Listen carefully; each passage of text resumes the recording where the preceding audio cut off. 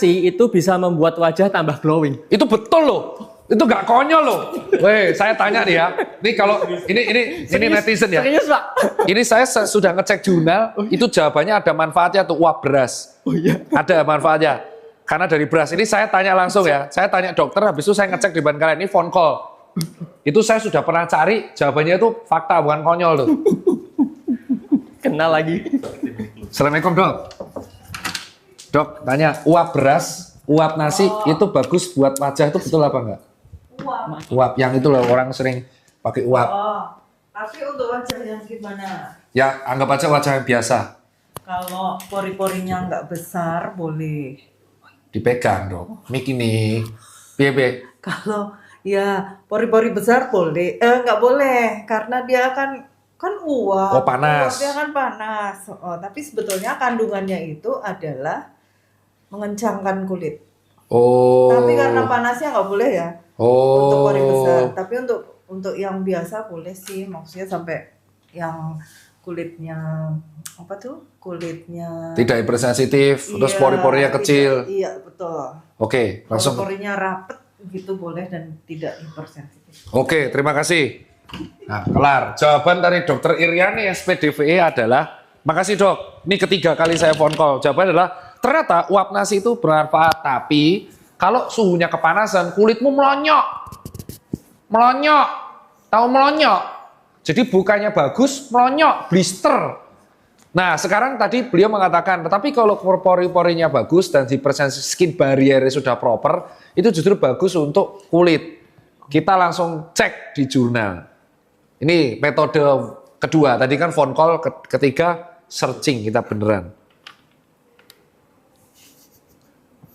Ini kalau sampai terbukti, Rafa push up depanku ya.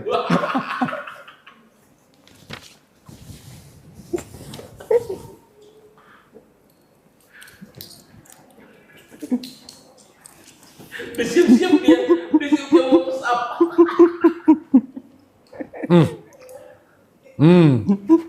Lan. Mbak Pil. Tolong. Mampus, wow, masuk Kompas pertanyaannya. Oh iya.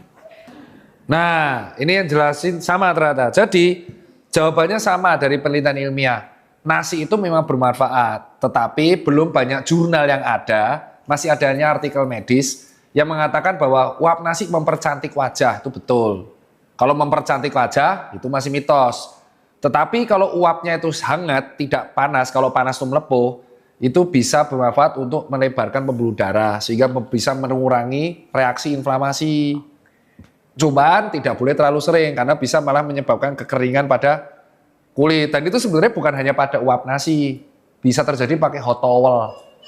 Contoh hot towel yang pada barber pakai air hangat, terus handuk hangatnya dikasih ke wajah, itu sama konsepnya. Berarti nggak konyol. Cuman kalau berlebihan salah, tapi overclaim tidak membuat cantik, tapi membuat kulit sehat saja, dan itu bisa digantikan.